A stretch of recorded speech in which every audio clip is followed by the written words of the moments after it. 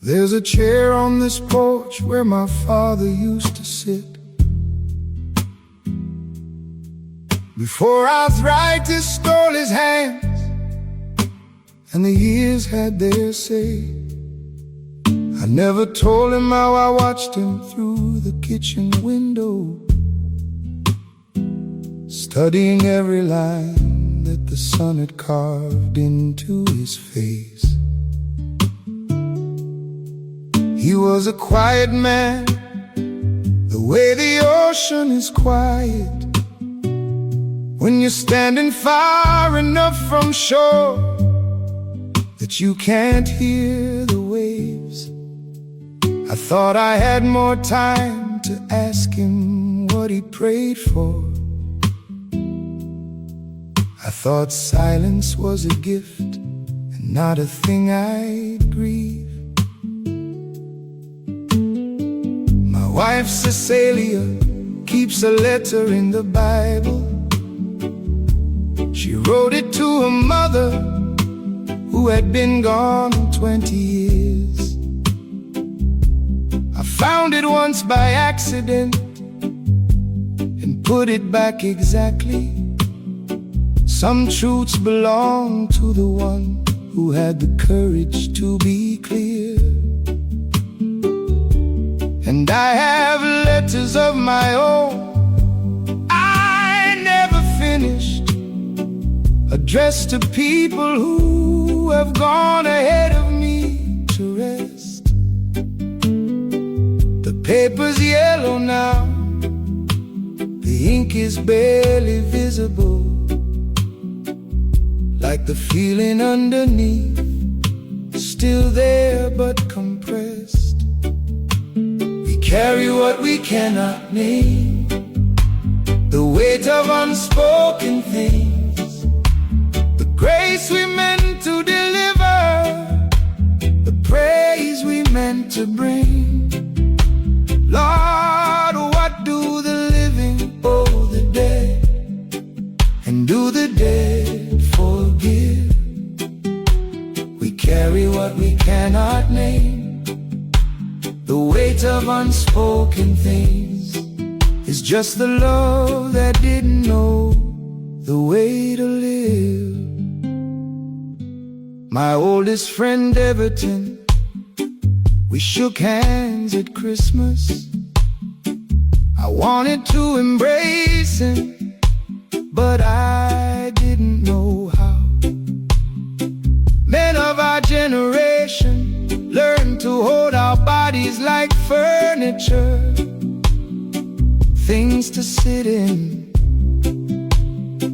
not things that feel. We spent 40 years in the same 2 square miles, talking about everything except what it meant to be afraid. He's been gone 3 years now, and I practice saying what I should have said while we were sitting in this shade. We carry what we cannot name, the weight of unspoken things, the grace we meant to deliver, the praise we meant to bring. Lord, what do the living owe the dead, and do the dead forgive? We carry what we cannot name, the weight of unspoken things is just the love that didn't know the way to live. I've been talking to the evening lately, confessing to the sea all the words I swallowed down like medicine that never made it free. There is a particular kind of tide that only comes from years of almost saying it, of stopping stopping at the threshold of the thing and turning back to sit with me a while before the light gives out. There's still time to say the things that love has always been about. There's still time.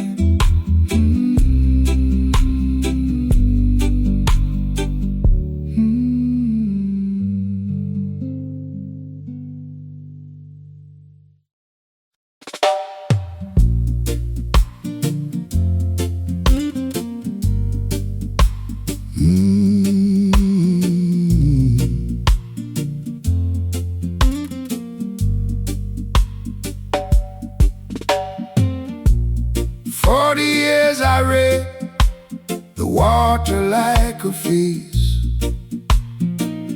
knew the Lord was in the current, in the tide, in the place.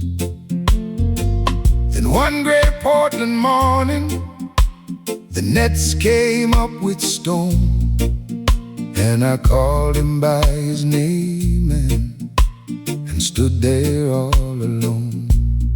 Ain't no sunshine on the water now, no sunshine, Lord. Ain't no answer in the cloud. Where you gone? I've been faithful, I've been low. Tell me, which way did you go? Ain't no sunshine on the water now. Miss Ivy lit the lamp and said, come in from the cold. But the cold was on the inside, deeper than the years are old. I prayed the way my mother prayed, hummed the tune she gave, but the words went up like seabirds, and they never came home brave. Ain't no sunshine on the water now, no sunshine, Lord. Ain't no answer in the cloud. Where you gone? I've been faithful, I've been low. Tell me, which way did you go? Ain't no sunshine on the water now.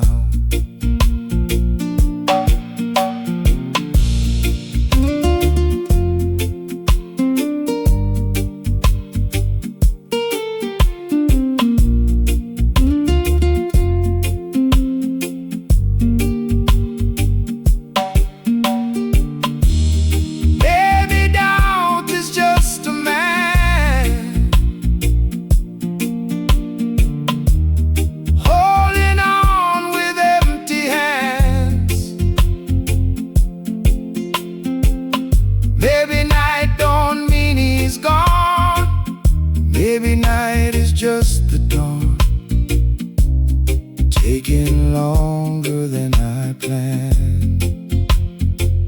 Still ain't no sunshine on the water now. No sunshine, Lord, but I'm standing in the cloud. I'm still here, and I'll wait until I know which way the morning goes, even with no sunshine on the water now.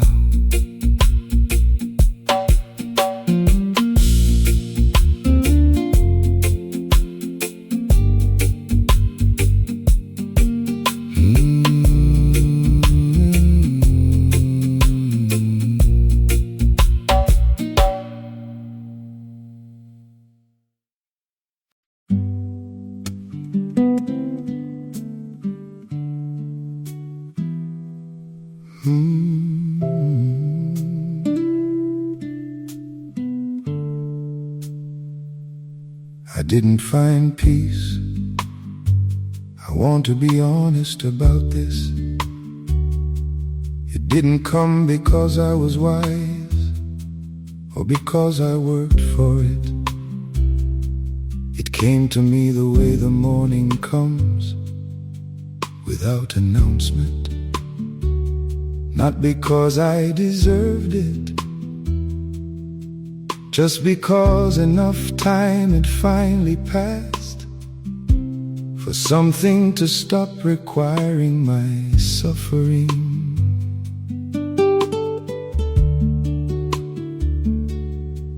I am 60 years old, sitting on this porch. The sea is doing exactly what it's always done. The grandchildren are in the yard, making the particular noise that only grandchildren make, which is different from the noise that children make. I know this because I now know the difference, and I am not trying to be anywhere else. For the first time in the recorded history of my sitting anywhere, I wasted years in rooms I had no desire to be inside. I spent good money on the approval of people I didn't admire. I was unkind to people who had done nothing to deserve it. I was absent from the things that were asking for my presence. I asked forgiveness, sometimes on time, sometimes not, and somehow something in the accounting settled. Not because I balanced it, but because grace is not accountancy. Peace found me late, but it found me on a Thursday. Nothing particular about it. It found me in the ordinary light at the end of an ordinary day. Peace found me late, but I didn't have to earn it. I just had to stop running long enough for it to catch up and sit down alongside me and stay. Cecilia brought out the tea at 6:30, set it on the railing, went back in without a word. 40 years of marriage has its own entire language that is mostly silence, and that silence is not emptiness. That silence is the depth of a lake that only looks still from the surface. There is nothing still about 40 years. There is nothing still about this evening. Everything is full. Everything is full. Peace found me late, but it found me on a Thursday. Nothing particular about it. It found me in the ordinary light at the end of an ordinary day. Peace found me late, but I didn't have to earn it. I just had to stop running long enough for it to catch up and sit down alongside me and stay. If I could give one thing to the young men still chasing everything they're sure they need, I would not give them advice, they won't take it. I would say, find a porch, find the one person who will make you tea at 6:30 without asking what you take in it, because they already know. Let the evening settle on your shoulders. The life you are searching for is not ahead of you. It is already underneath you. It has been waiting. It is patient. It is not in a hurry. It is here. Peace found me But it found me on a Thursday. Nothing particular about it. It found me in the ordinary light, at the end of an ordinary day. Peace found me late, but I didn't have to earn it. I just had to stop running long enough for it to catch up and sit down alongside me and stay. The sea is still out there, the sea is still out there. The mango tree is still alive.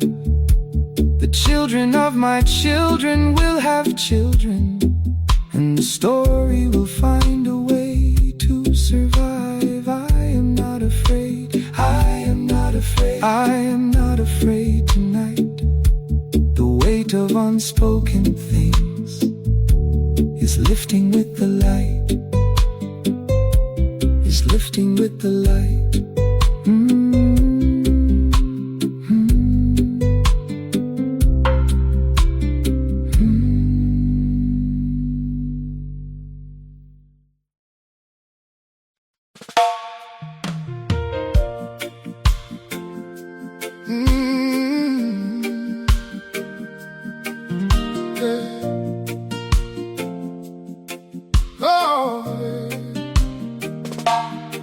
After the hurricane in '98, we swept the yard for 4 days straight.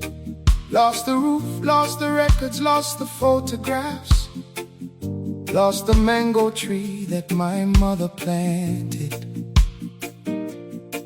My mother stood in the yard on the first morning after, looked at 4 children standing in the wet, looked at a house with no roof, said, "We are all here,"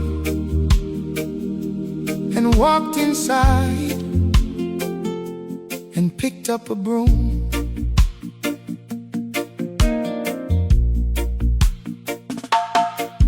After the marriage nearly broke in two, the year I was away for 11 months, after she said, "This is the last time you come back to something I've already fixed," after the silence that lasted almost long enough, I came home on a Sunday with no plan, and Cecilia let me in. Not because I deserved it, not yet, but because she decided that love was a decision that she would make again. That is the bravest thing I have ever witnessed, and I was present for it. After the grief has had its season, after the body counts the cost, after you have walked out into the yard one ordinary morning and felt something that isn't absence anymore, you understand what was always underneath the everything you lost, what you built the house on before you filled it up. What was there before there was anything else? What remains after the storm is not what you thought you need, not the things you held the tightest, but the breath, the ground beneath your feet. What remains is what was always there before you filled the spaces up. What remains after the storm is enough. It has always been enough.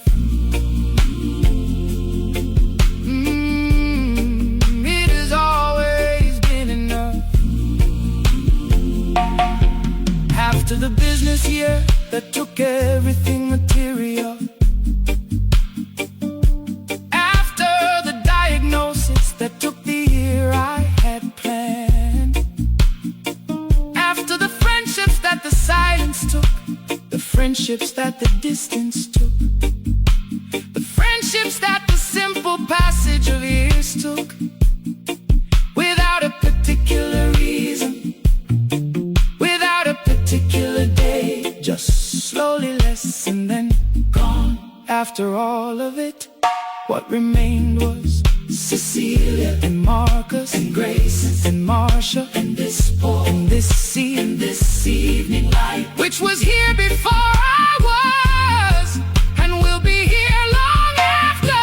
What remains after the storm is not what you thought you'd need, not the things you held the tightest, but the breath, the ground beneath your feet. What remains is what was always there before you filled the spaces up.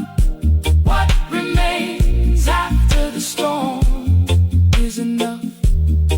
It has always been enough. Oh, it has always been enough. My mother's broom is still in this house, in the closet under the stairs. I don't use it. I can't make myself use it. It's just a broom, but it is also the thing she picked up on the morning after the worst night. And that is not just a broom anymore. That is everything. That is the whole argument for continuing. We are all still here. We are all still here.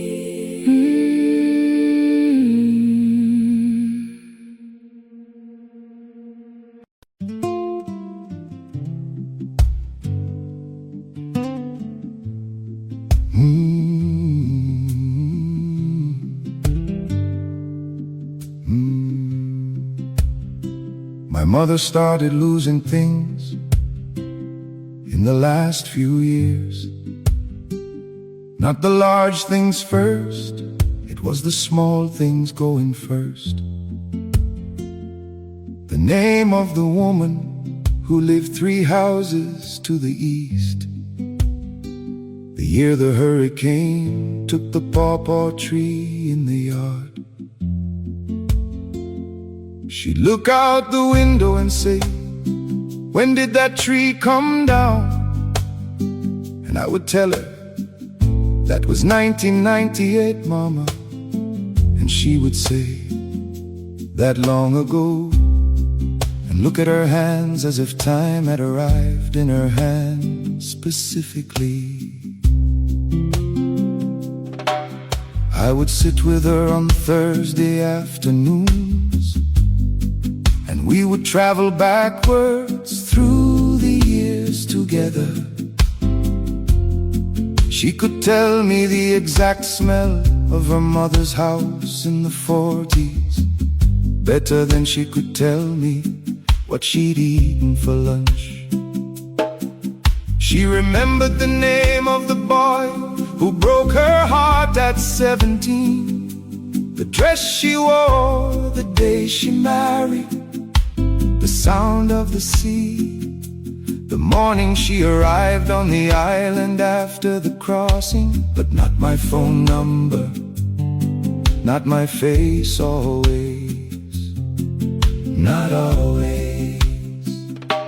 I started writing everything down after that, every story she had ever told me from the beginning, every Sunday dinner conversation I could reconstruct, every proverb, every saying, every version of where we came from, that I had stored carelessly in the attic of myself, as if there would be time to sort it later.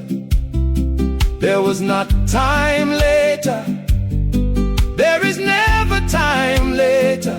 Before the memories fade, before the names go quiet, before I join my people in the country, where the story leaves the teller for the last time. Let me say the things that matter. Let me hold the faces clear before the memories fade. Let me make sure somebody hears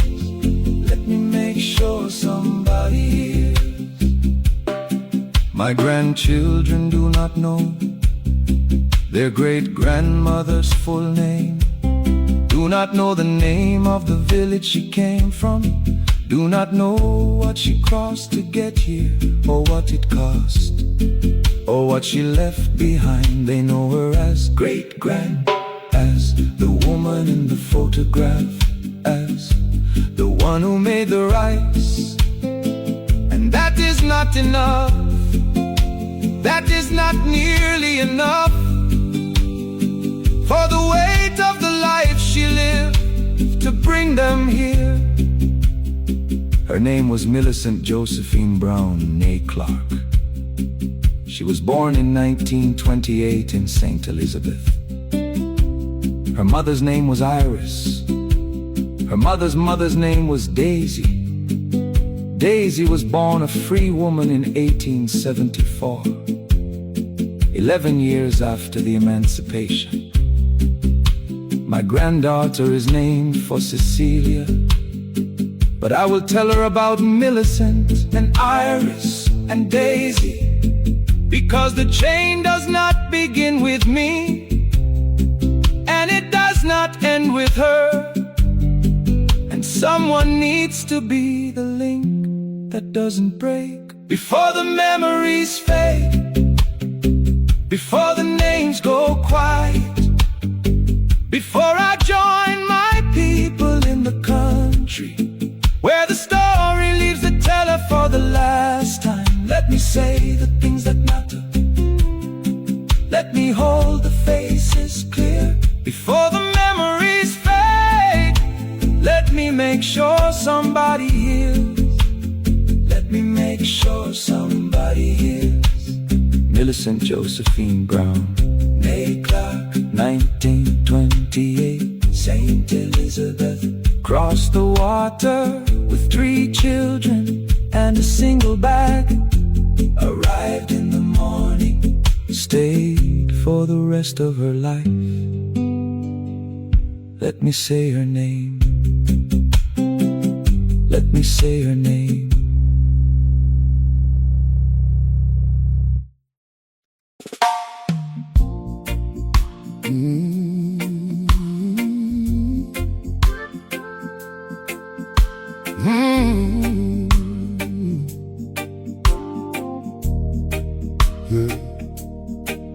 The year I made enough money to feel like I was winning,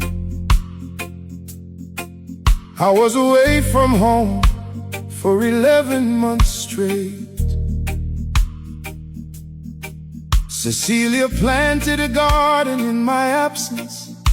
By the time I returned, it had a whole language I didn't speak. She knew the names of every plant, and when they wanted water, she'd made something out of the yard I'd always meant to fix. I stood there in my good shoes, feeling very far from everything that had grown while I was acquiring things that couldn't grow. My daughter Marcia had her first bad heartbreak in November. Called the house at 2 a.m. from school, first year away. I was 3 time zones behind a deal that closed at midnight, half asleep and useless, and asked her to call back in the day.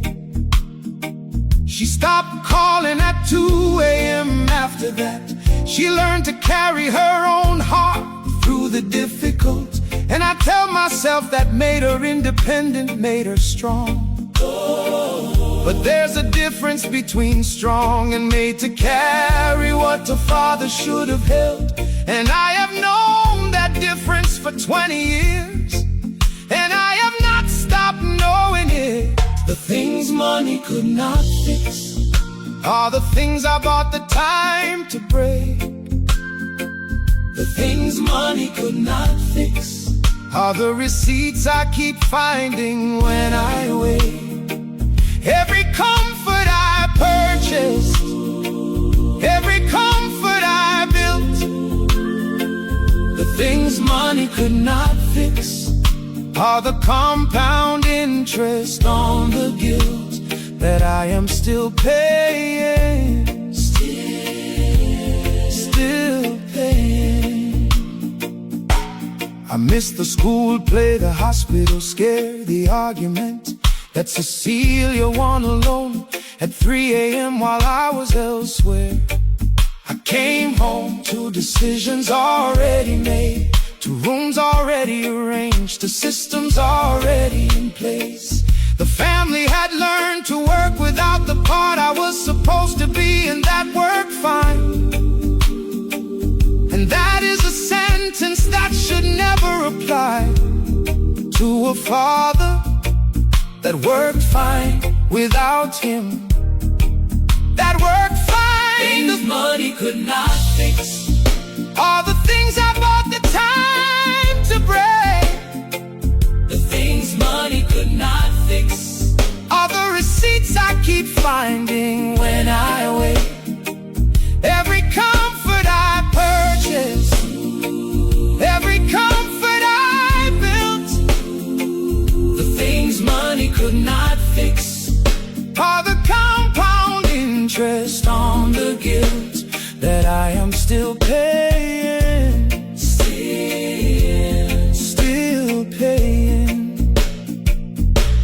I wanna be careful here, because regret without change is just performance. And I did change, slowly, badly, too late in some ways. But I changed. I came home and I stayed home. I learned the names of the plants. I started answering at 2 a.m. I said I'm sorry, not once, more than once.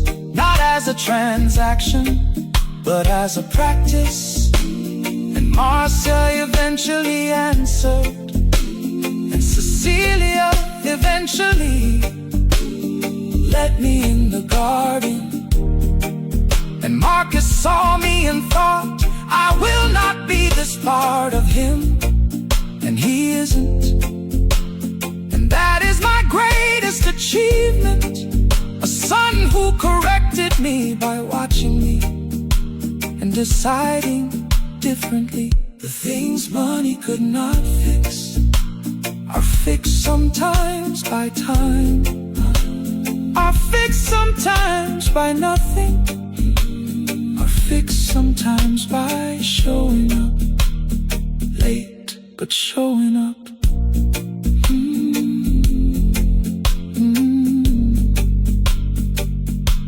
But showing up.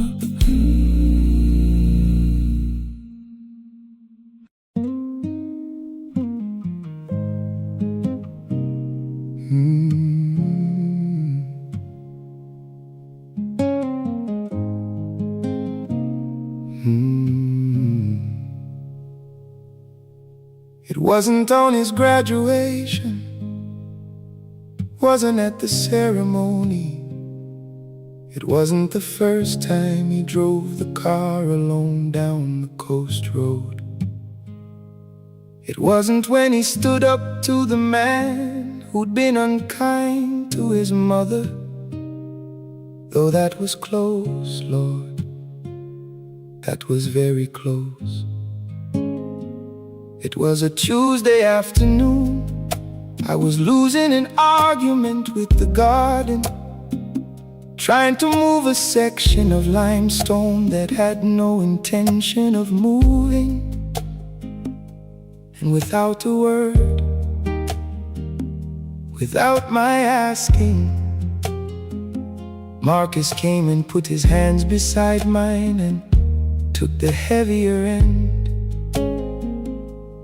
Later that same evening, I heard him on the telephone, speaking in the careful, lowered voice that men use when they're trying to be strong for someone in a way that doesn't require the someone to know they're leaning. He didn't know I heard him I hope he never knows.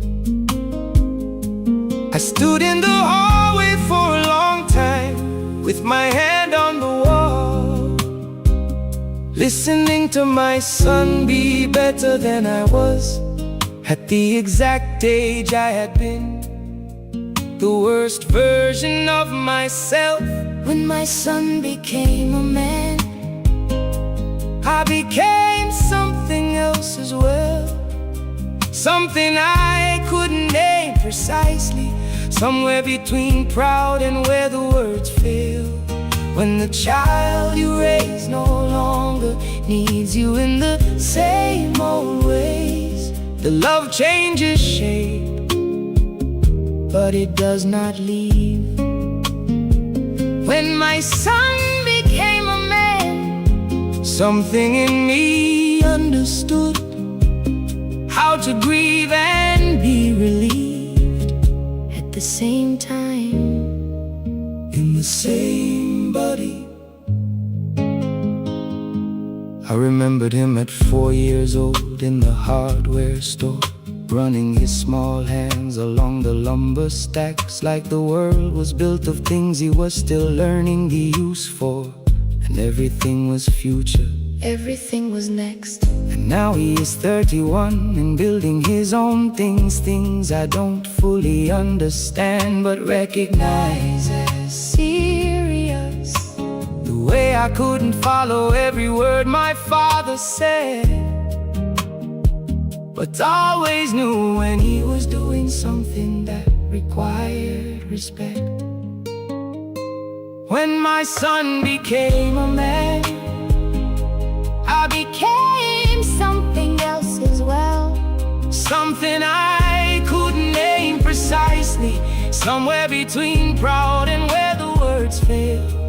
When the child you raise no longer needs you in the same old ways, the love changes shape, but it does not leave. When my son became a man, something in me understood How to grieve and be relieved at the same time, in the same body. Marcus, when you were 7, you asked me what I was afraid of, and I said nothing. And you looked at me the way children look when they know an adult is lying. The true answer was, you? I was afraid of failing you. I was afraid of becoming the absence that I had grown up building myself around. I was afraid that the love I had was not the right shape for what you needed. You grew up anyway. You grew up in spite of me, and because of me. Both are true, and I'm grateful for every part of it. I watched him drive away one Sunday evening, out of the gate onto the road, and gone. And I felt the particular lightness of a man who has completed the main work of his life. Not done, but the main work done.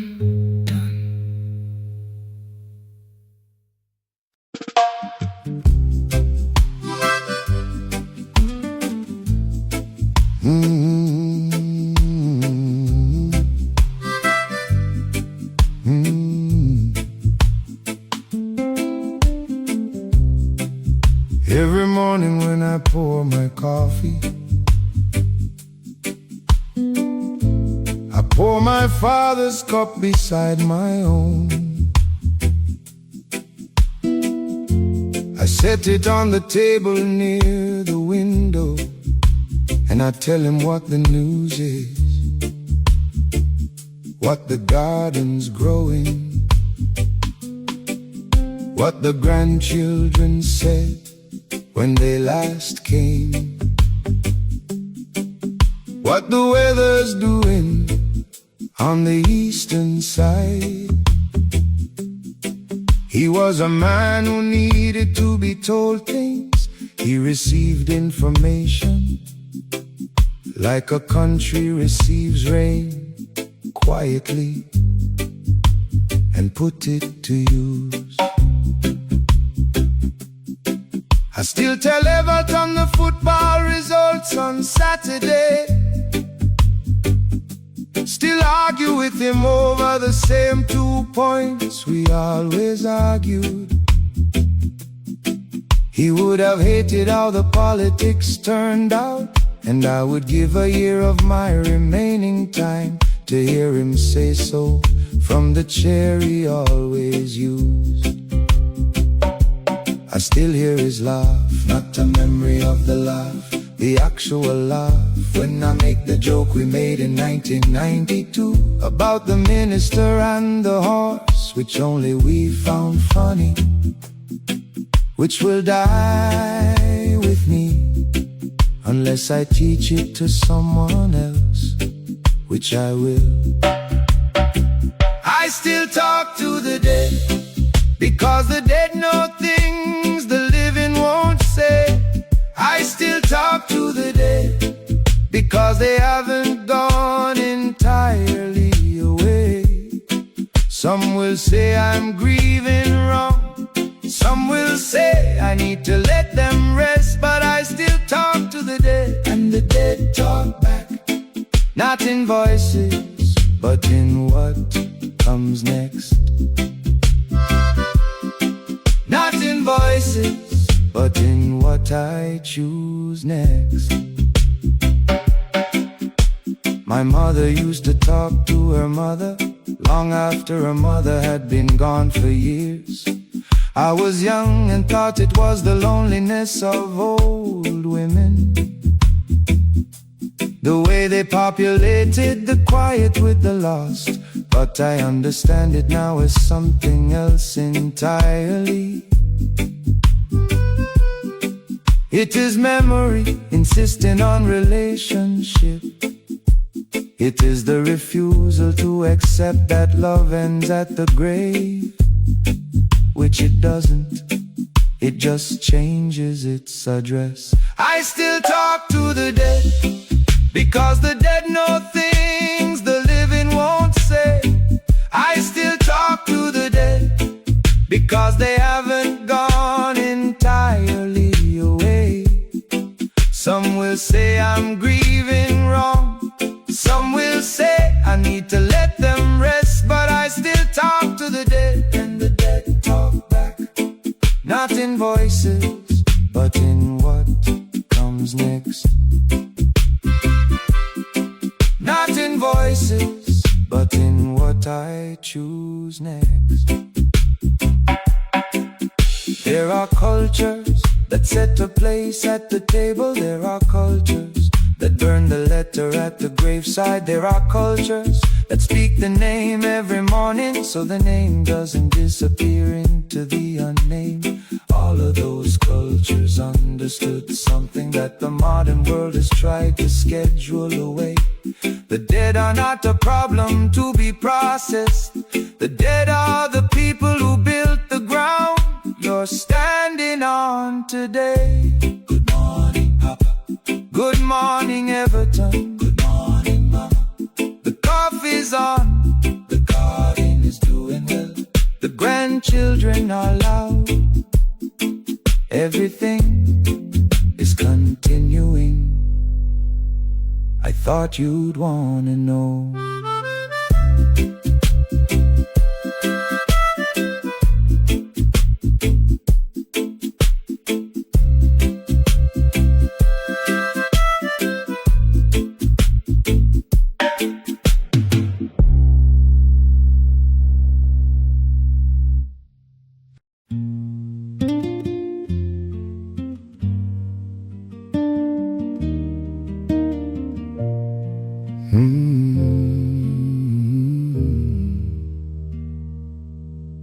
There's a photograph of Cecilia at 23, standing in the doorway of the house on Pembroke Lane. She's laughing at something just outside the frame. And I have been trying for 30 years to remember what I said. Her hair is pulled back in the way she only wore it on a Saturday. Her dress is the yellow one that went missing after the move. Everything in that photograph is perfectly at rest. And I know for certain that the day it was taken was also the day we had the worst argument of our first year together. And then made up, and then made this. There's a photograph of all four of us, the Christmas before my mother's mind began its slow departure. We're smiling in the arranged, deliberate way families smile when someone holds the camera and says, "Now hold it, hold it." My mother's eyes are still completely hers. That would be the last photograph where they are entirely hers. We didn't know that at the time.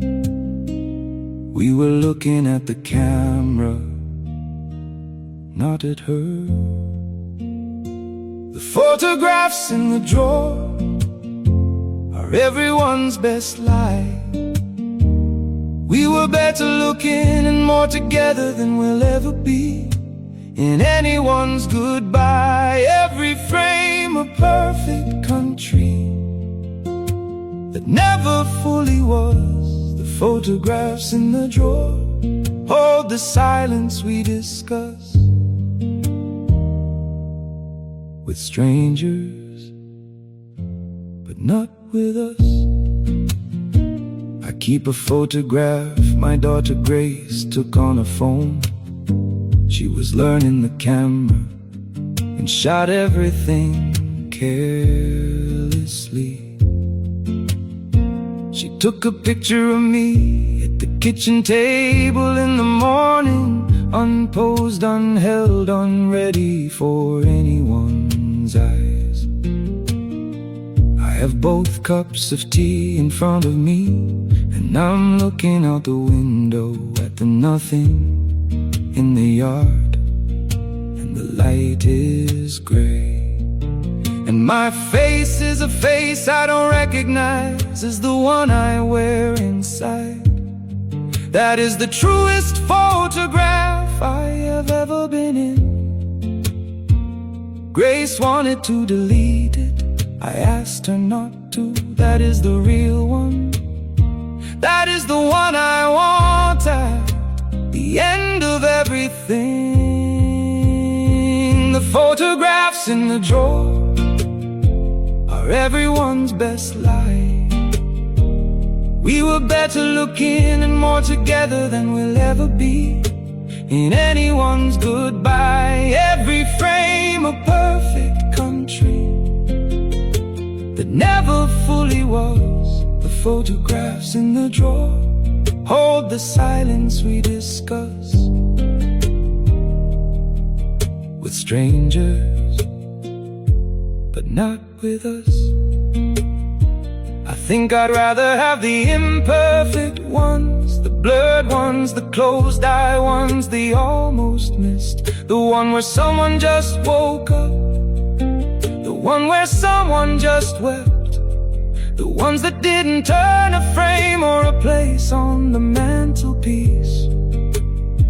That's where the actual living was alive. Not in the held smile, not in the good light, not in the dress you only wore for occasions, but in the morning face, the uncurated light, the 2 cups of tea going cold together.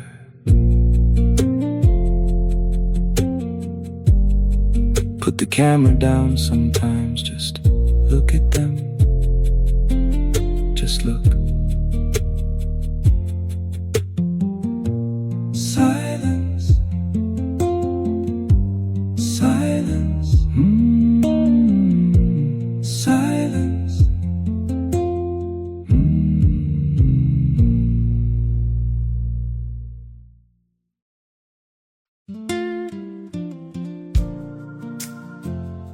Mm-hmm.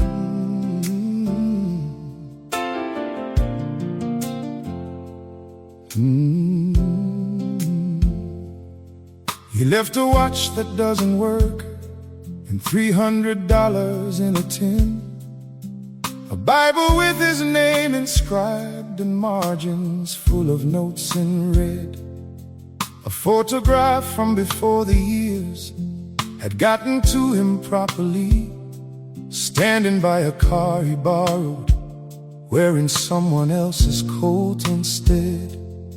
He left a debt to Mr. Harvey on the eastern end of town that I paid without a question on the morning after the funeral, because he would have paid it, and the man he owed it to was older than the debt and didn't need to carry it a moment further. But he also left the particular way I hold a hammer, the patience with the seed that takes its time to understand the soil, the way I scan the sky before I make a promise about the weather, the way I rise at 5 without an alarm. For 40 years of mornings, he left the habit of the last light check before I sleep. The window, then the door, then the stove, then the window again. He left me the belief that a job begun should be completed, even when completing it means staying in the rain. What my father left behind wasn't locked in any drawer. It was living in the muscle and the marrow at the core, in the way I face the morning, in the things I can't explain, in the way I look for his face, an old man on the street. What my father left behind is everything I became. I have a son named Marcus who was raised in a different world, who never met his grandfather, who knows the man by stories only. Marcus does a thing with his teacup before he lifts it to his mouth, turns it once, considers it, then drinks. I do the same thing, my father did the same thing. I never taught it to Marcus, nobody taught it to my father. It arrived from somewhere further back than any of us can name, and it will travel further forward than any of us will see. What my father left behind wasn't locked in any drawer. It was living in the muscle and the marrow at the core, in the way I face the morning, in the things I can't explain, in the way I look for his face, an old man on the street. What my father left behind is everything I became. I used to be angry at him, I wanna say that plainly, for the years he was too tired to be present, for the ways he withheld what he didn't know how to give, for the man-shaped silence at the center of my boyhood. I was angry, and then I had a son, and I understood something about the weight of trying to be good, without a proper map, without a model, without a language for the softness inside a man that was trained out of him before he knew it was there. I forgave him at 42, standing in the yard with a hammer in the rain, refusing to stop. The dead are not done, That's what I know now. The dead are in your hands. The dead are in your mornings. The dead are in the cup you turn before you drink. The dead are not done. They just change the way they speak.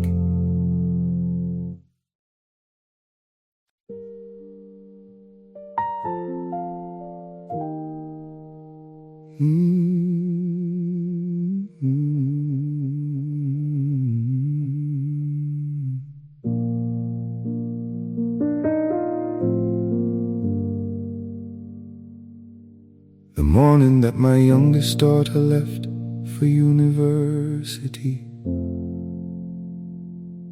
I made 2 cups of tea by pure and thoughtless habit.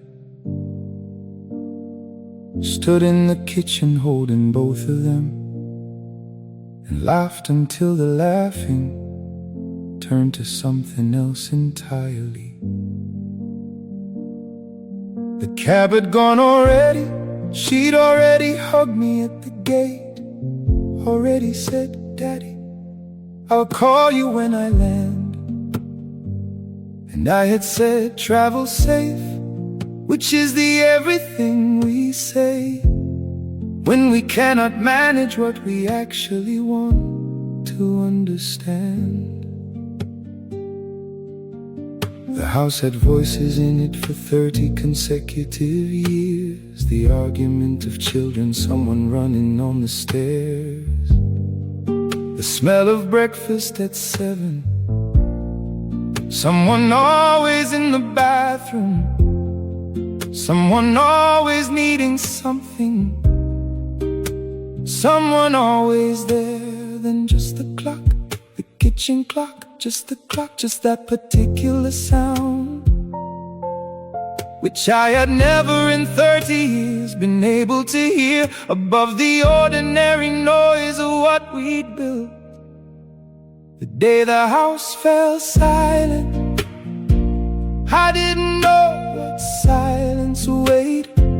I thought I understood the meaning of alone, but I had never been so unafraid, and so afraid.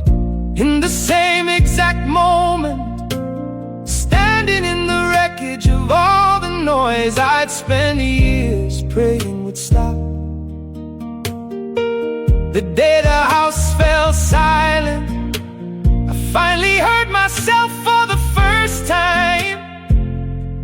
And some of what I heard, I had forgotten how to love.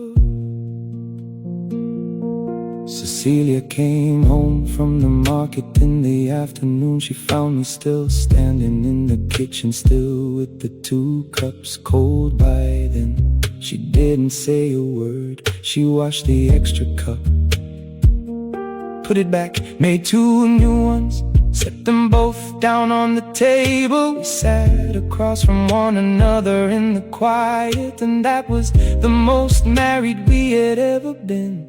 Without a child between us, filling up the space, we had to look at one another properly for the first time in years. Cecilia used to say that noise is just love, looking for a place to land. I sat in that kitchen and I understood her finally, with cold tea in my still 2-cup hands. And when the silence broke, it was just the clock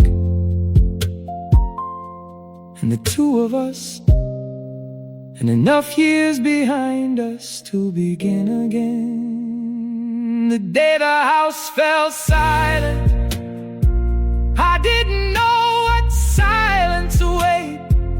I thought I understood the meaning of alone, but I had never been so unafraid, and so afraid.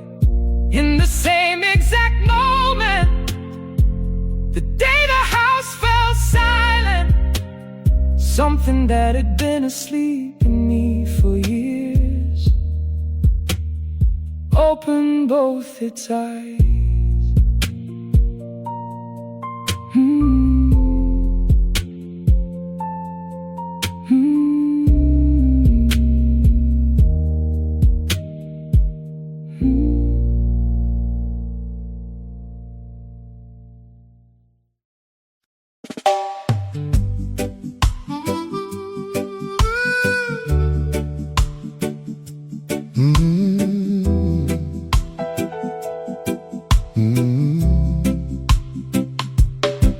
I was 37 arguing about politics at a table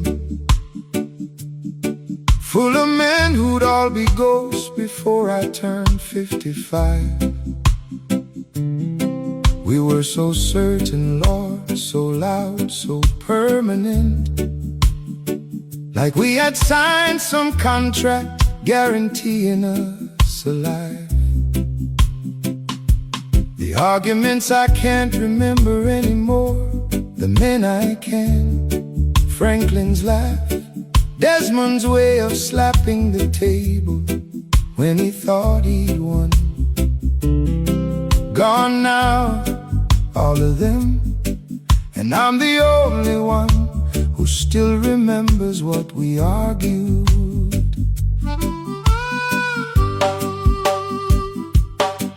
I had a woman who needed my attention on a Sunday.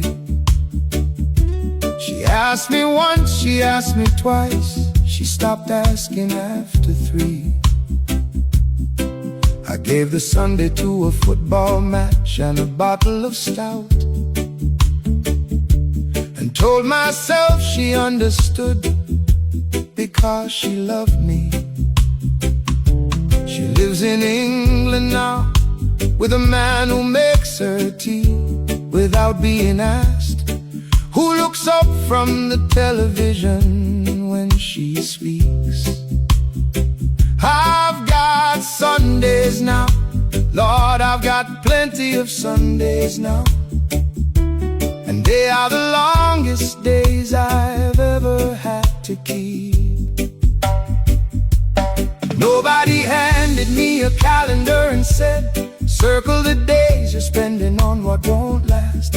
Nobody showed me a photograph of who I'd become when the future finally settled with my past. Nobody sat me down and said, listen, every day you're somewhere else is a day you'll want returned. I had to arrive at 60 to receive that lesson, and by then there was nothing left to learn it from. Nobody told me time was running, running, running like a river to the sea. Nobody said it would go this fast. Nobody said the end would come as memory. I thought I had until forever. I thought the clock would wait upon my side. Nobody told me time was running till the day I had no more of it to ride. My youngest daughter, Grace, was 4 years old on a Christmas morning, and she wanted me to carry her to the window to see the frost that was unusual that year. I said, wait, let me finish this one thing. By the time I'd finished, she had found her own way to the window and climbed up by herself. She's 28 now, and she finds her own way to most things. I am proud of that, I am. But sometimes I think about that window and the man who said, wait. Nobody told me time was running, running, running like a river to the sea. Nobody said it would go this fast. Nobody said the end would come as memory. I thought I had until forever. I thought the clock would wait upon my side. Nobody told me time was running till the day I had no more of it to ride. If I could find the version of myself at 30, sitting at that table, loud and certain, I would not give him wisdom, he wouldn't take it. I would just sit beside him very quietly and put my hand on his arm and say nothing, just slow down. yet, not yet. The river doesn't ask permission, it just goes. And you can stand beside it angry, or you can watch it go. I watched it go, I watched it go.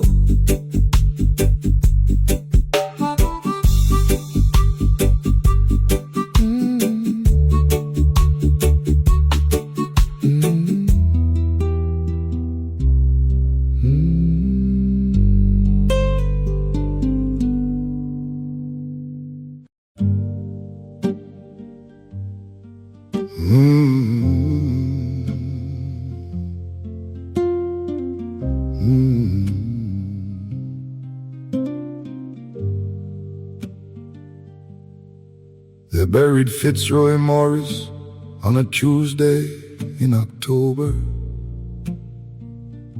under the same silk cotton tree where we played as boys. He was the last one who remembered the way the schoolyard smelled when Sister Thompson rang the bell and made that particular noise. His daughters wept in black and didn't know me by my face, just an old man standing in the back row with a hymn book held. Their father and I once stole green mangoes from the yard on a street that's now a parking lot for a new hotel. I wanted to stand up during the remembrance and tell them things the eulogy it failed to say, that Fitzroy Morris once carried me 3 miles on his back when I turned my ankle on a Saturday, that he could identify 12 different birds by sound alone, that he wept one time when the old tamarind tree came down and made me swear on my mother's name I'd never tell a soul. I kept that oath for 47 years until today. I am the last man from my childhood now, the last one who remembers how we were. No one living knows our secret names, the rivers that we crossed, the oaths we swore.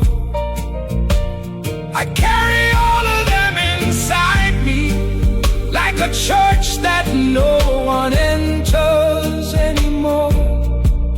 I am the last man from my childhood, and I feel the cold draft coming through that door.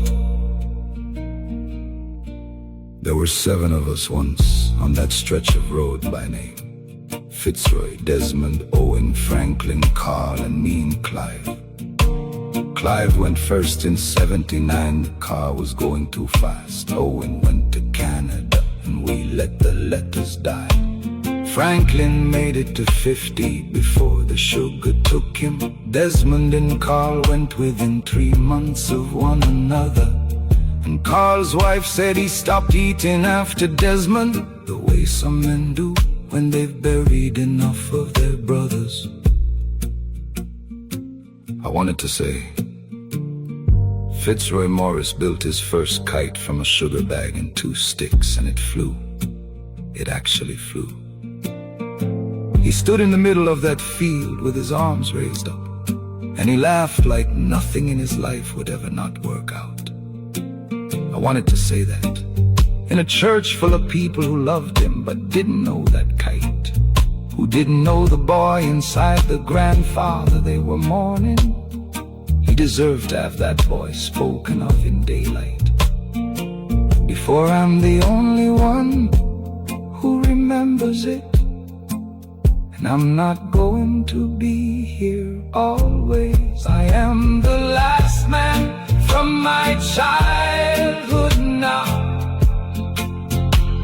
the last one who remembers how we were.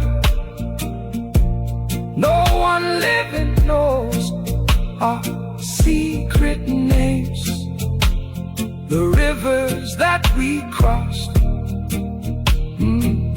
the oaths we swore.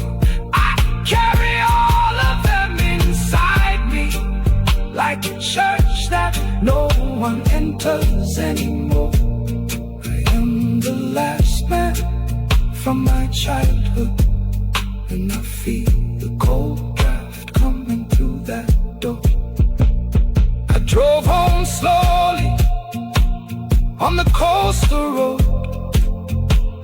The sea was doing nothing it don't always do, but it looked different somehow, like it knew that 7 had become 1, and the 1 it still had was running out of road.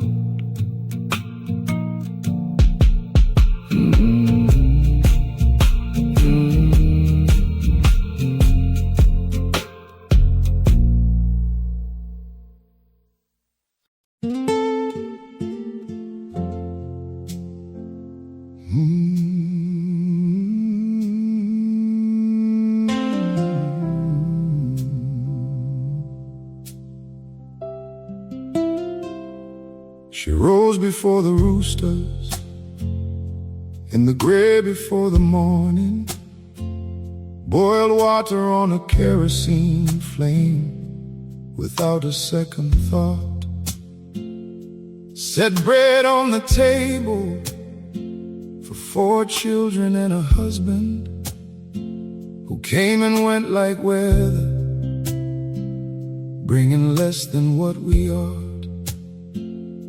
She pressed her dress the night before for Sunday morning service. Same dress for 7 years, but pressed like it was always new. She taught us that the body you present to God on Sunday was the body you were building with every ordinary thing you do. The landlord raised the rent the year the hurricane came through, took the mango tree she planted when she was 17. She replanted it the following March without a word of mourning. Said a tree doesn't ask permission to grow again, you see. My father left for England in the winter. I turned 7, sent money twice a year like distant weather systems do. She told us he was working, Told us he was coming. I don't know if she believed that, but we needed her too. She never said she was tired, she never named the weight. She stitched her whole life into fabric. She gave us everything and never tallied what was late, what was owed, what was never given back. My mother never complained, never said the road was long, just woke up every morning and invented reasons to go on. She carried what she carried in a body that was small,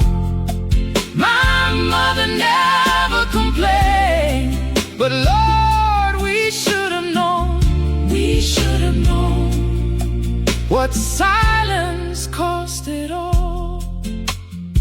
She sang while she was working, always hymns and always soft, like music was a private conversation with someone above.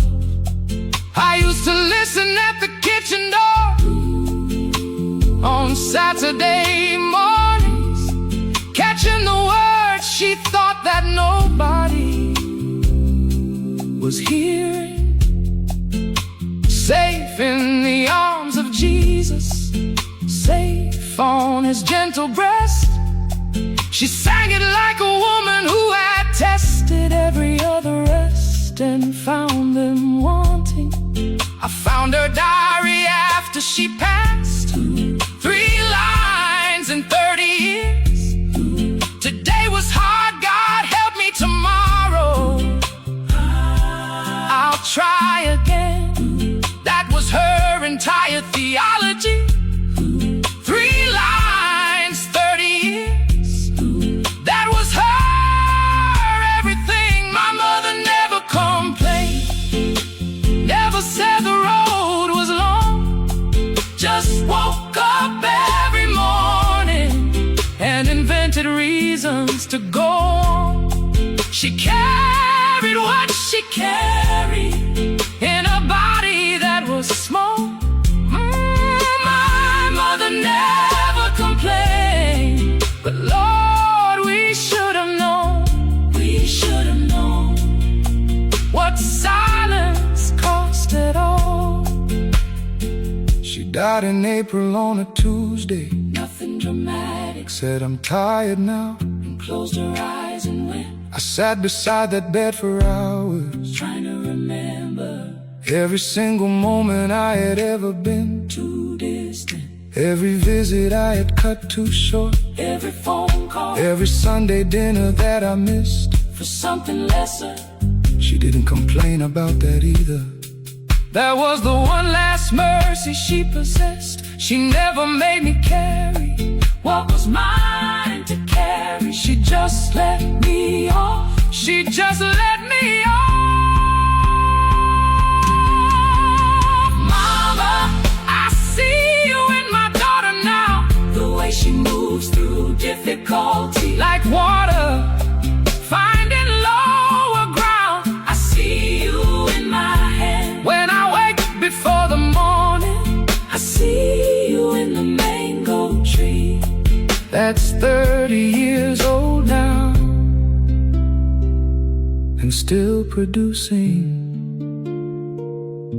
still producing.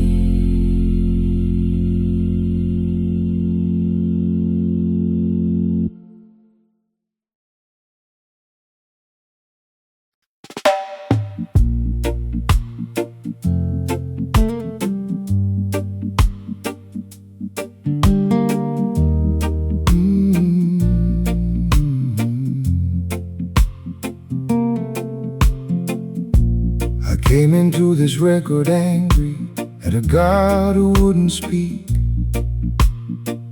I leave it limping like old Jacob, blessed and somehow weak. I never got my answer, never saw the burning sky, but something held me through the dark and wouldn't let me lie down and die. Call it amazing grace, amazing grace, the holding I can't trace it, Lord. Not a proof and not a sign, just a hand that stayed in mine. Through the dark, I'll call it amazing grace.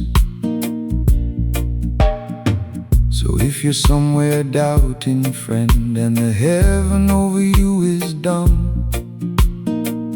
don't you let the smug ones tell you that your wrestling makes you numb. The ones who fought the hardest are the ones who hold the most, And the doubt that keeps on praying is a closer thing to host. I don't have it figured out. I just made my peace with doubt, and the peace I won't pretend was the grace that held the end. So call it amazing grace, amazing grace that got me to this place, this far, Lord. Not certain but not alone, limping, blessed, and almost home. Through it all, amazing grace.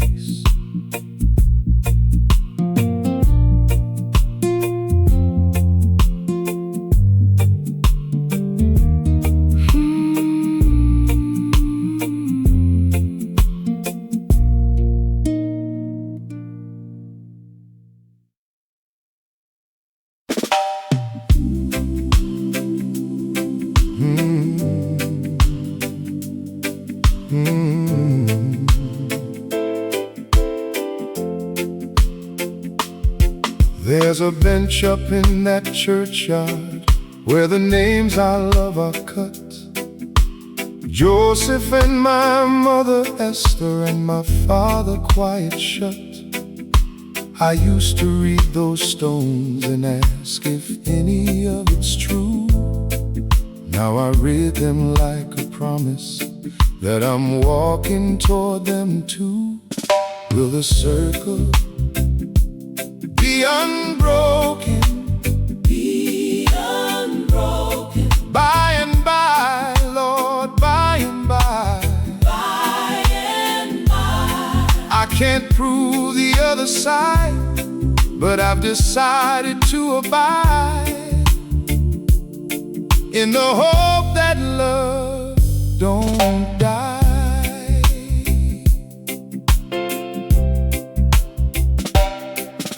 My mother hummed a tune with no name, passed it to my hand, and I hummed it to my grandson where the porch looks on the sand. I didn't give the song a name, I let it stay the way she gave. Some things you pass on unexplained, like faith across a grave.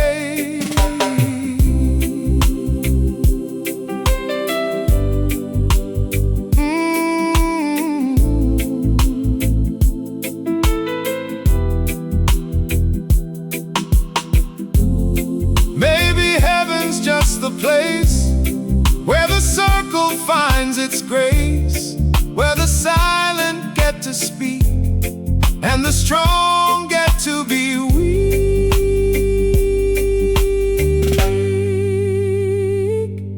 Will the circle be unbroken? Be unbroken. I'll find out when I die. By and by. Till then I'll hum the nameless air and trust the ones already there are humming back by and by.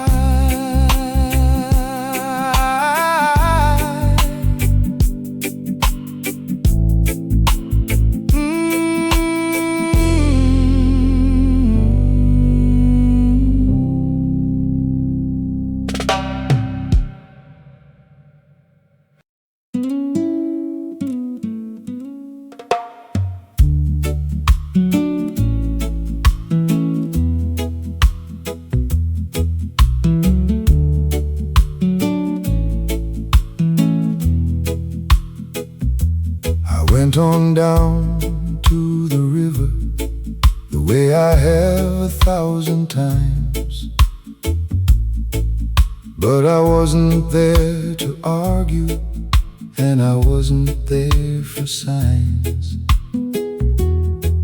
I just sat down on the wet stone where the water talks to land. And I prayed the way you talk to one who's known you, hand in hand, down to the river to pray, not to bargain, not to wait, just to be. I used to come here for a deal, now I come here just to feel the company along the way. Joseph used to fish this bend before the morning fully broke, and I swear some mornings still I hear the things he never spoke. And I don't know if that's heaven or just love that won't lie still, but I'll take it as an answer, and I'll climb the morning hill.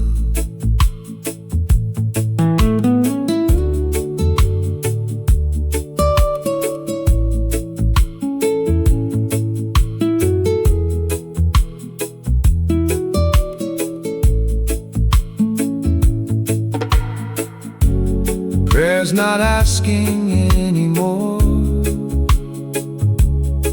it's the door, it's just the door, left open while I do my day. That's why I come down here to pray.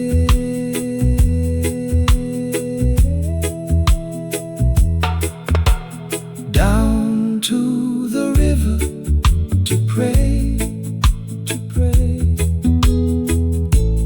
I'll be back here either way, every dawn. Not for proof and not for gold, just to sit here getting old with the one who never went away.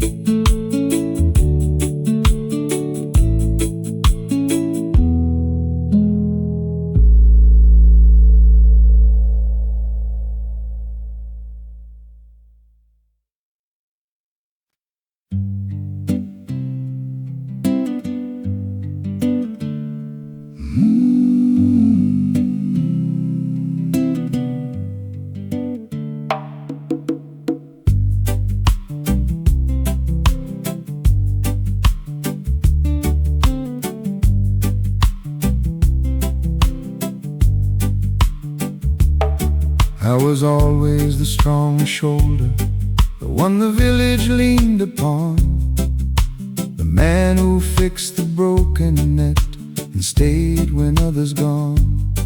But there's a strength in being carried that the strong don't understand, and I'm learning it at 60 with my weight in someone's hand. Lean on me, the old voice said. Lean on me. You don't carry this alone. Not alone. I leaned on ivy, leaned on prayer, leaned on something in the air, and for once I let the leaning be my home. The God I fought all season turned out not to be a wall, but a shoulder I'd been too proud to lean against it all. So I put my whole tired weight down, all the doubt and all the years, and the shoulder didn't argue, didn't vanish, didn't sneer.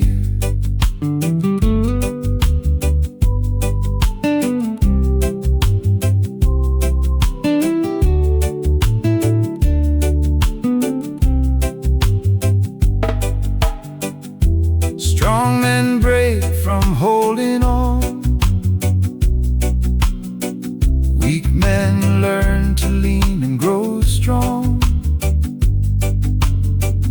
I had it backwards all this while. The leaning was the trial. So lean on me, and I'll lean too. Lean on me, On the one I cannot see. lean on. We hold each other up, we sway like boats together in the bay. And the leaning child, that's the faith for me.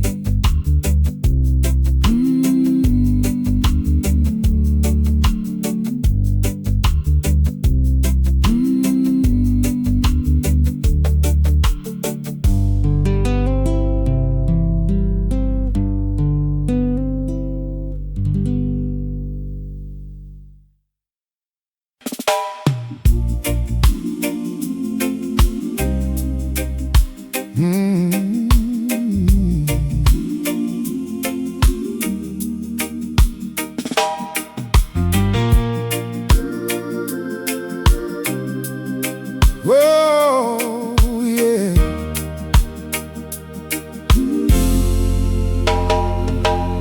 There's a light coming up over Portland, thin and gray and slow. The kind you almost miss because it doesn't make a show. I don't know what's on the other side, I'm done pretending so. But I feel a getting ready in my chest, and so I go. People get ready, get ready. Not cause we know the way, Not cause we know, but cause the dark gave way to gray. And gray's the promise of the day. people get ready anyway. I called my doubt my companion through the longest of the night. And now I won't deny her, but I'll walk her toward the light. 'Cause faith was never certainty, I had that part all wrong. Faith's just getting up and walking when you can't yet see the dawn.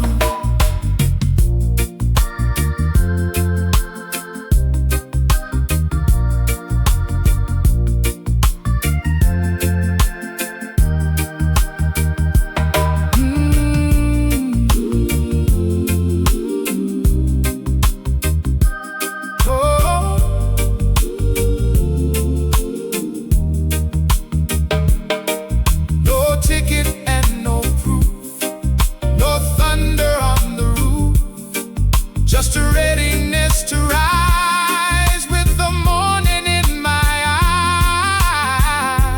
eyes. So people get ready, the gray is turning gold, I can't promise what I've heard, I just trust the rising bird. People get ready, be bold.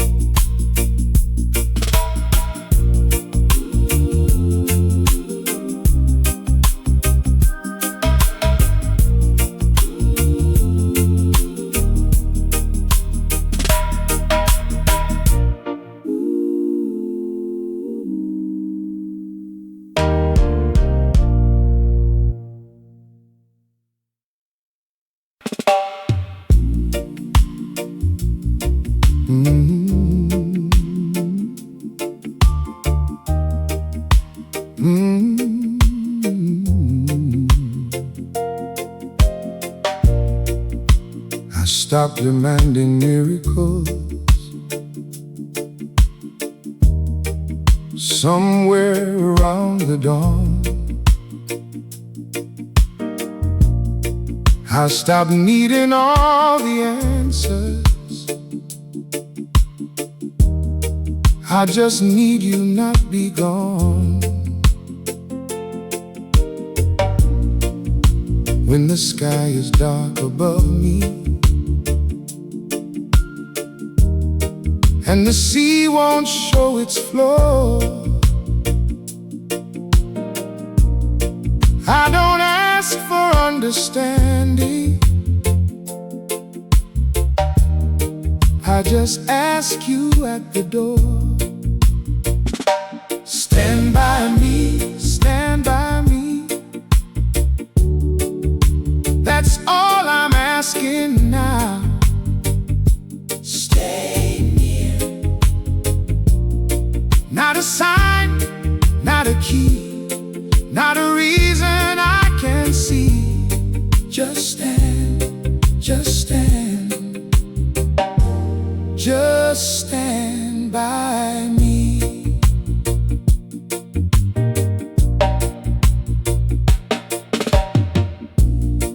Ivy stands beside me silent, and I've learned what standing means. It's the love that don't explain itself, that holds you in between. And maybe that's the kind of God I've had here all along. The kind that doesn't answer, but has never once been gone.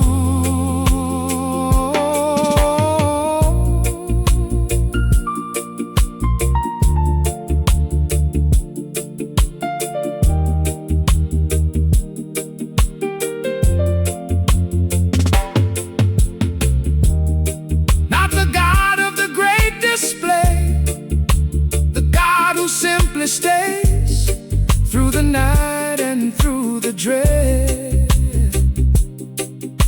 A presence, not a word instead. So stand by me, stand by me. I'll quit asking you to be what I want. The thunder and the proof, just be the quiet near the roof, the one who stays, who stands by me.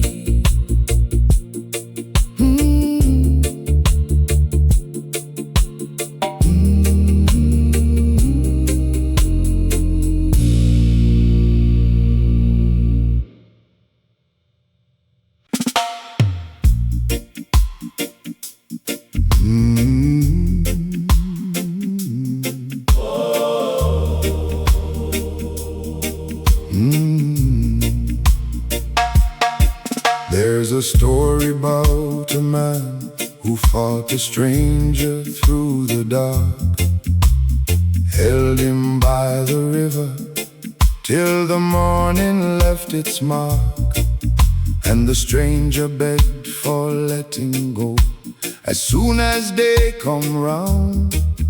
But the man said, not until you bless me, I won't put you down. I'm wrestling, wrestling, Jacob. Hold on,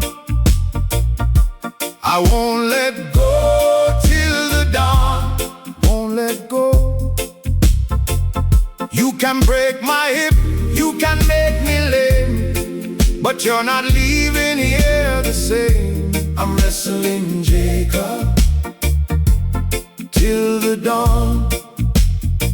So I take the silence by the collar, I take the doubt, the grief. I tell my unseen wrestler, I'm not asking for relief.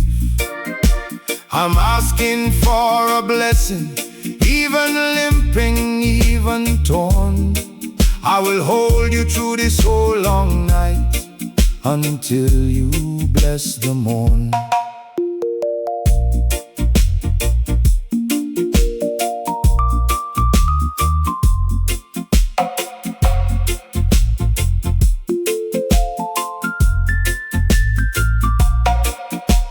the blessing when it came was a wound and a new name. He walked out crooked, walked out blessed.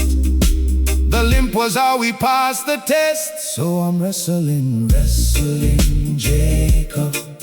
Hold on. And the dark is nearly gone, almost dawn. I don't need to win the fight, I just need to hold till light. I'm wrestling Jacob till the dawn.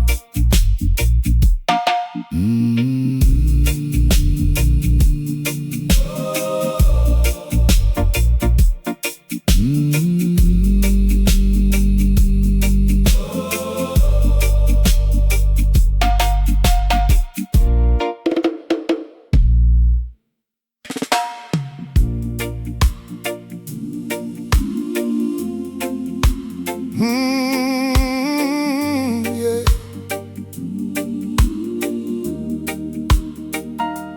Oh.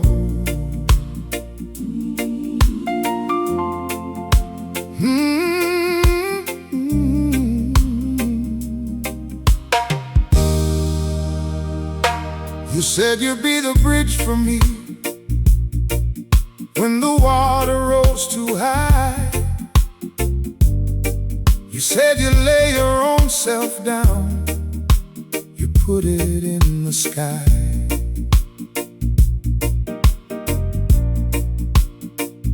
Well, the water's at my chest now, Lord, the current's pulling strong. So where's the bridge you promised me, and have you been here all along? Be a bridge over this troubled water, troubled water. I'm not too proud to plead. Hear me plead. I've been the strong one all my days, the one who carried, the one who praised. Now you be the bridge, I'm the one in need. I carried Ivy through her sickness, carried Pearl through all her fear. I was the bridge for half this village, 40 trembling years. But a bridge gets tired of holding, a bridge wants crossing too. So I'm standing in the flood tonight and hollering for you.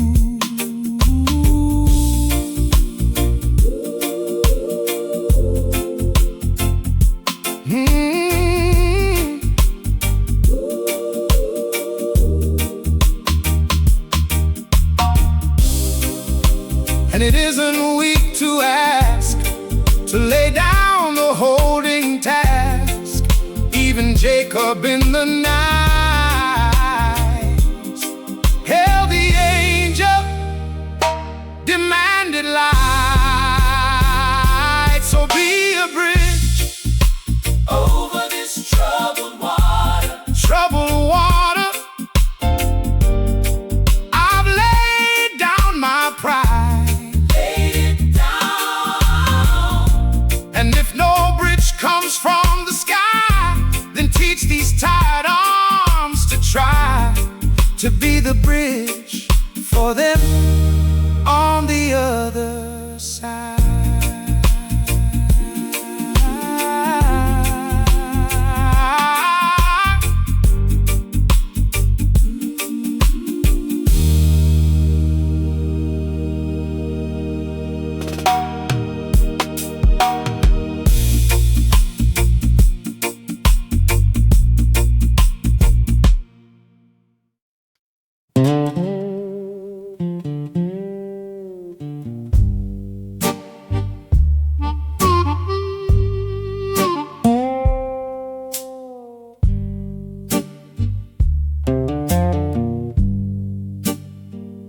I read the one old Bible till the spine give way and split.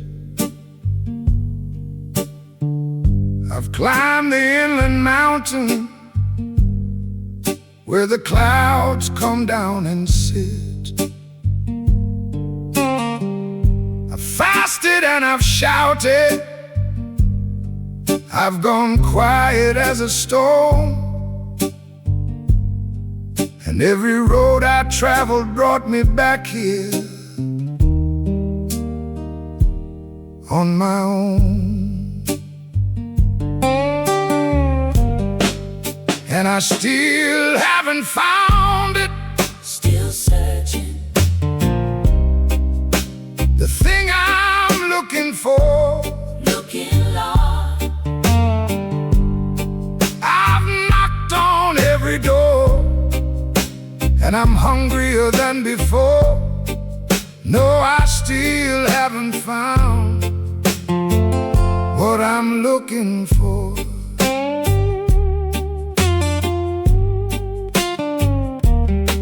Maybe the looking is the finding. Maybe a seeker's never land. Maybe God's the kind of treasure you hold open in your hand. 'Cause the man who says he's certain stopped walking long ago. And I'd rather keep on searching than to settle, claim and know.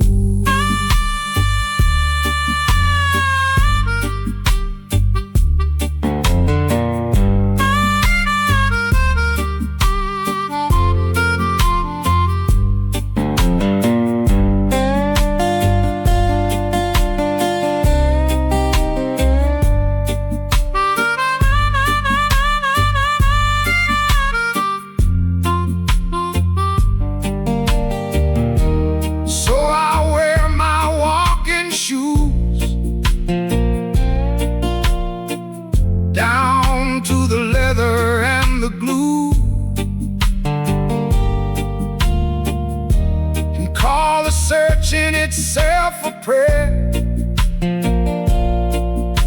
the proof that I still care. 'Cause I still haven't found it, Still searching, but the searching keeps me sure. keeps me lost. A restless reaching pull is closer than the smoking shore. No, I still haven't found what I'm looking for.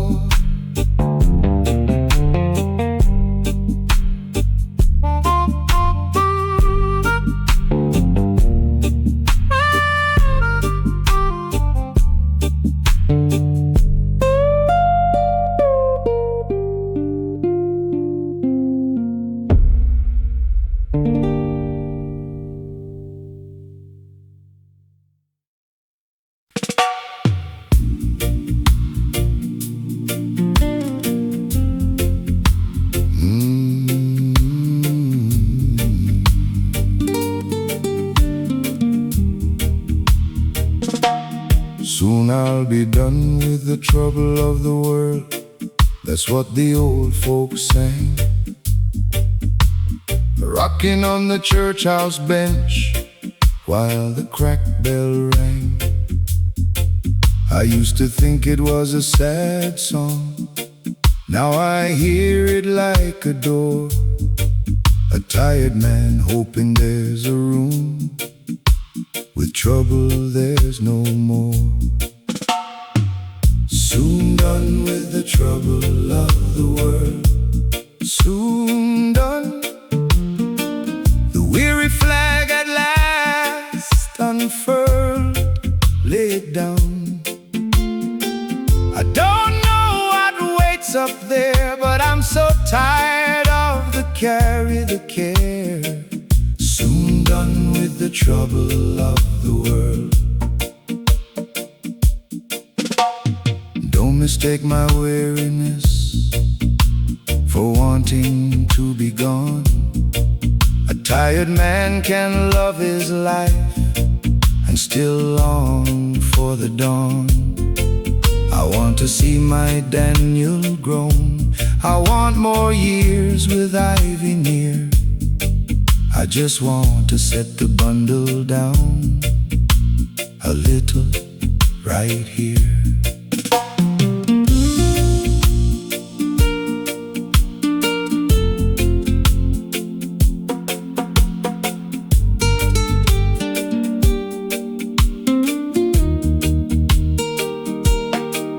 And the strange thing about rest is it finds the most distressed when you stop trying to be strong and admit the road is long. Soon done with the trouble of the world, soon done, but not today, not yet, my girl, not yet. I'll set it down to catch my breath, then shoulder it again. What's left, not yet done with the trouble of the world.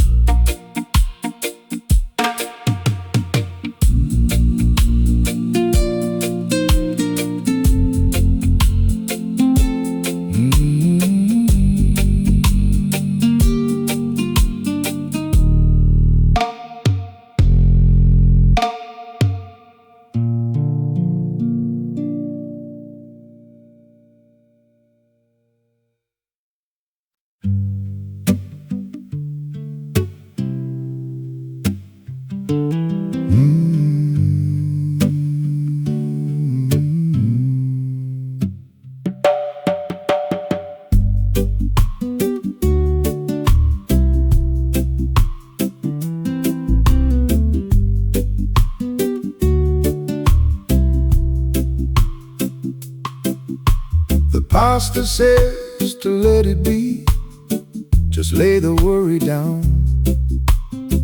Ivy says to let it be, the sun comes back around. Pearl says, Daddy, let it be, you've carried it too long. But how you let a thing be still when the thing is what's gone wrong? They tell me let it be, let it be, but peace don't come that easy to me. No, it don't. I'm not made to just release. I have to wrestle for my peace before I ever learn to let it be. There's a kind of letting go that's giving up and walking out the door, and a kind that's holding on so long your fingers can't no more. I'm trying to learn the second kind, the holding till you're spent, the surrender at the bottom that the easy folk don't get.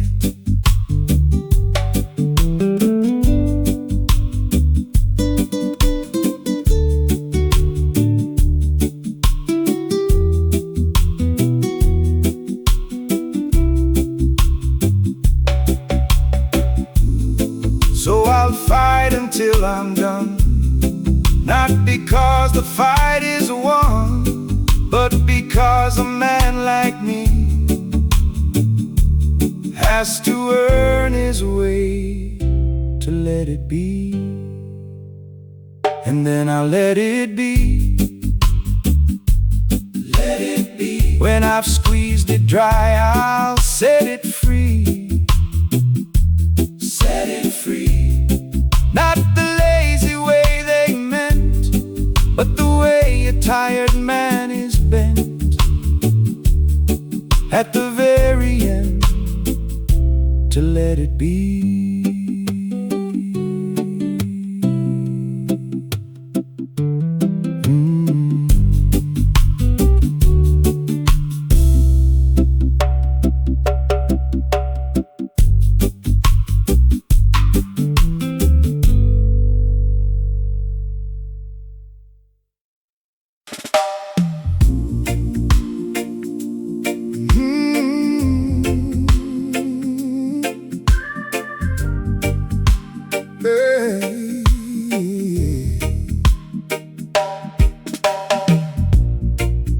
mother sang a little song while scaling fish at dawn, about a watching God who counts the sparrows on the lawn. She had a hard hand and a soft hum, and a faith too plain to break. And I believed her every word, for my believing mother's sake. They say his eye is on the sparrow,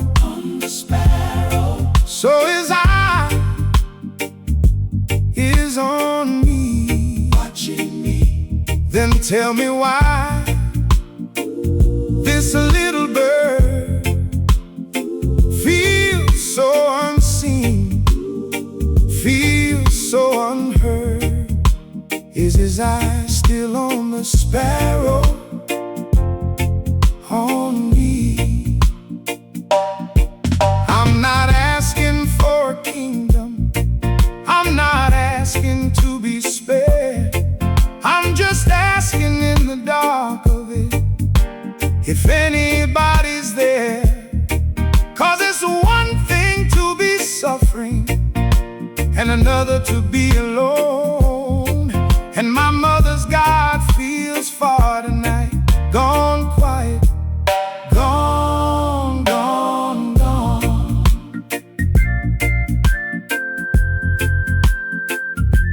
Oh,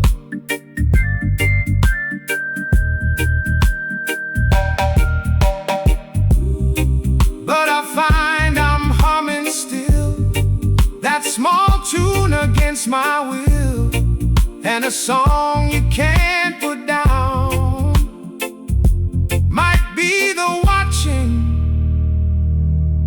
all around. Maybe his eye is on the sparrow, in a way I cannot see. Maybe the humming in my chest that won't let go, that won't let rest. Is the eye still on the sparrow, on me?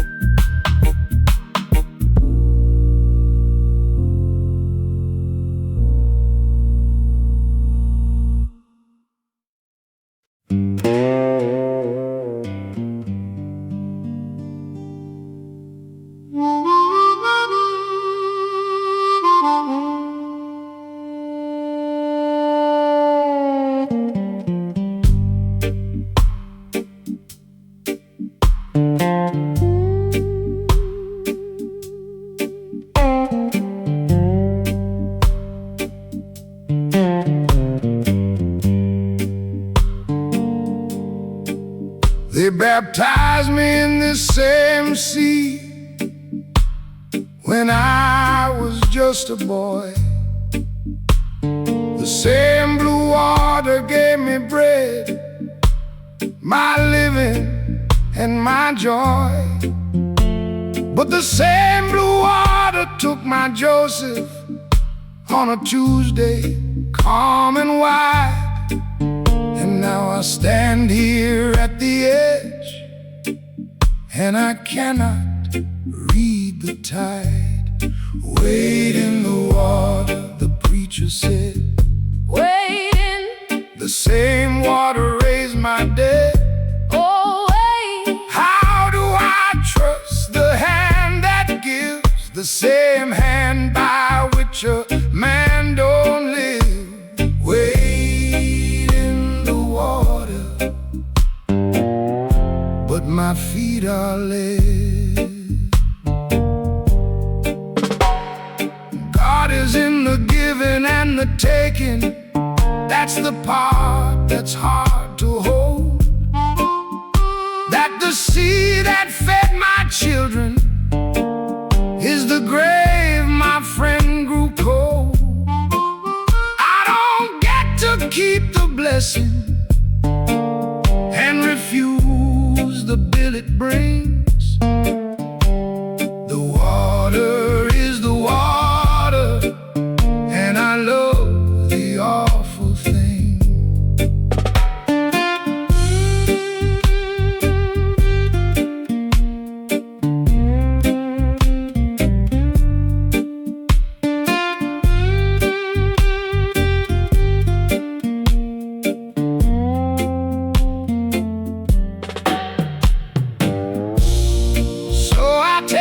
Shoes off slow, let the cold come up and go.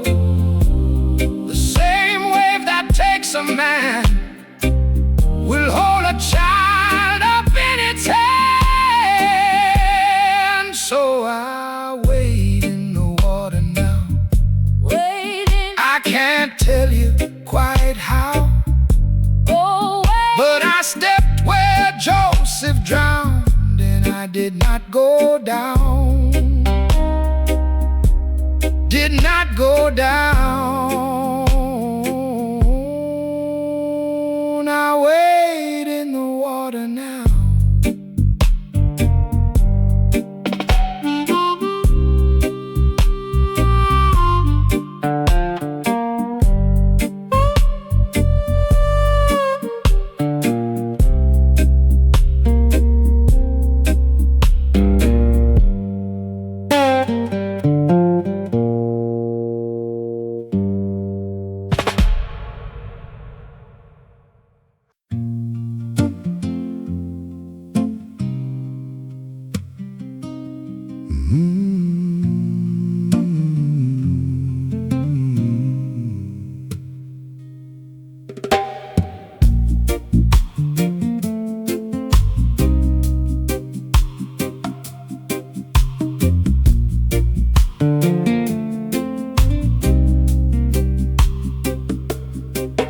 There's a heaviness that settles like the damp before the rain.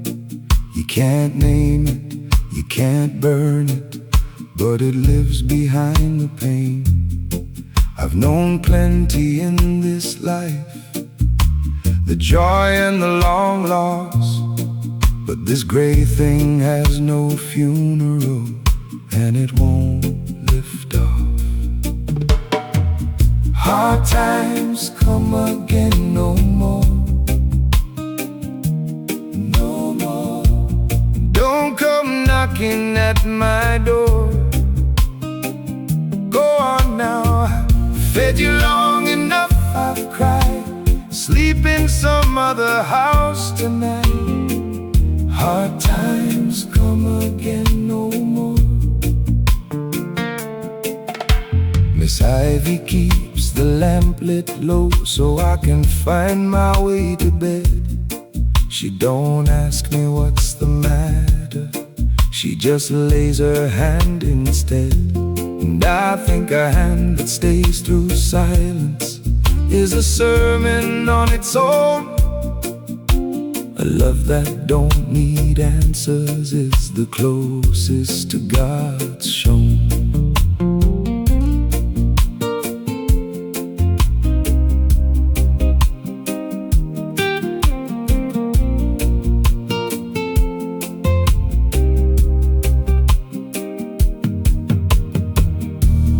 Even the longest rain runs out of gray to drain.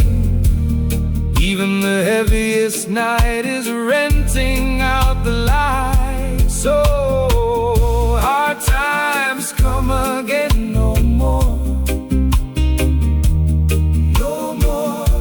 I'm sweeping you out my door. Go on, and if you must come back to stay, you'll find I learned to live anyway. Hard times come again no more.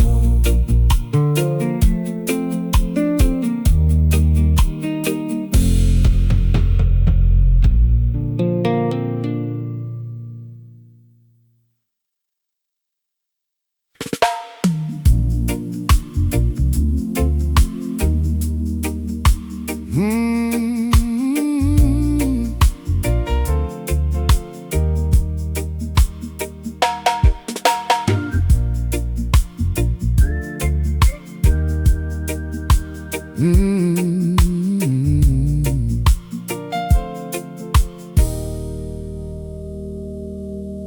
I was born by the Portland water, where the mountain meets the foam. Worked my whole life with these two hands and never owned a home. They told me, hold on, son, the morning's coming, change is on its way. But I'm 60 now and waiting, and the morning keeps its day. Still I believe a change is gonna come. It's gonna come. Maybe not for me, maybe for my son. Hold on. It's been a long, long road of stone, and I walked the most of it alone. But I believe a change is gonna come. Pearl, she asked me how I keep on, how the old man keeps the faith when the answer never came and the promise overstayed. I tell a child to see, don't argue with the slowness of the rain. It just keeps its small green promise underneath the dirt and waits.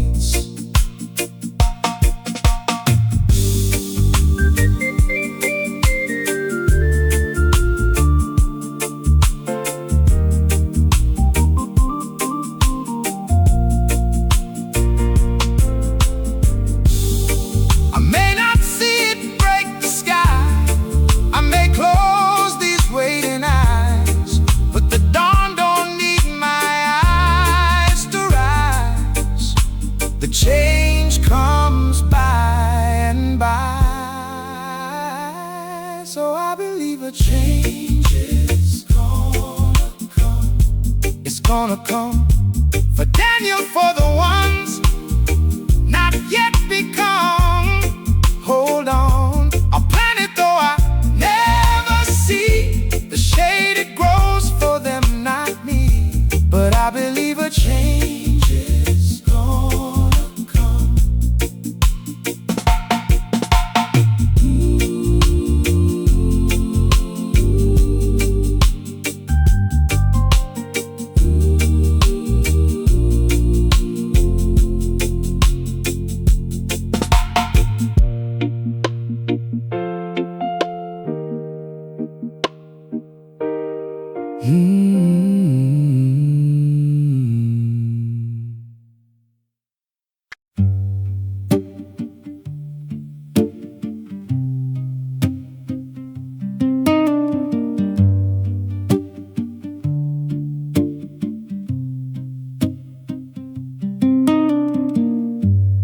Three in the morning on the porch, the whole village asleep. I asked the dark 100 things, the dark just kept them deep. No thunder and no burning bush, no word to write it down. Just the sea against the rocks, and the sound of no sound, and the silence, it was loud, so loud, louder than the praying crowd. Oh Lord, I came to hear you call my name. All I heard was the same, the same, the sound of silence loud.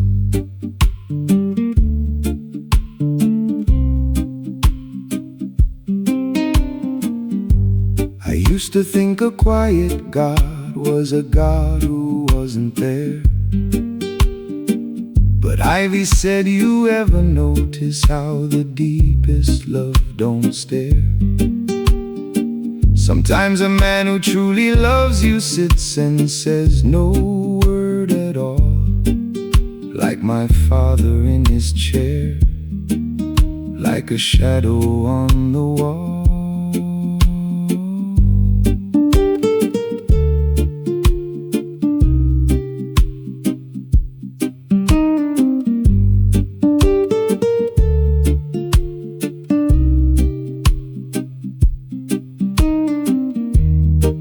So maybe silence is a room, not a tomb, not a tomb.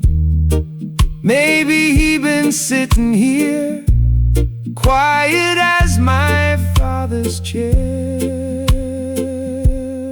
And the silence, it grew kind, so kind.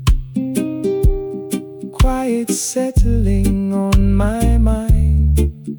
Oh Lord, I stopped begging for the noise,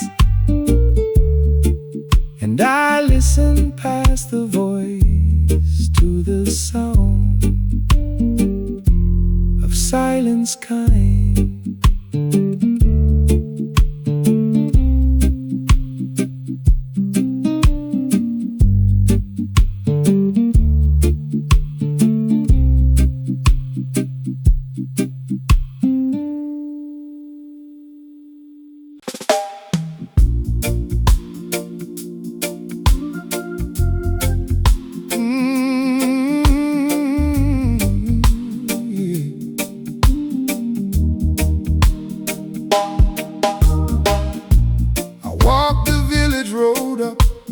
Church with the rusted roof, knelt down where my father knelt, looking for some proof.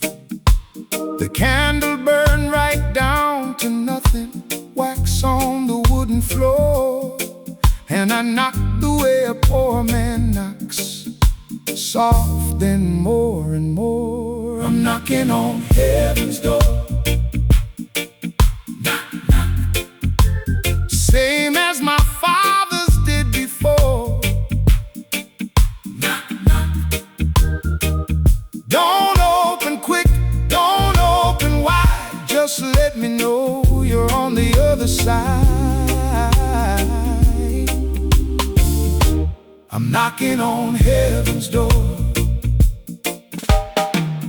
Brother Joseph used to tell me, faith ain't what you feel, it's the hand you keep on knocking with when nothing else is real. So I bruised my knuckles on the silence. I stayed there till the dawn, and the only voice that answered me was the rooster carrying on. I'm knocking on heaven's door. Knock, knock. Same as my fathers did before. Knock, knock. Don't open quick, don't open wide. Just let me know you're on the other side. I'm knocking on heaven's door.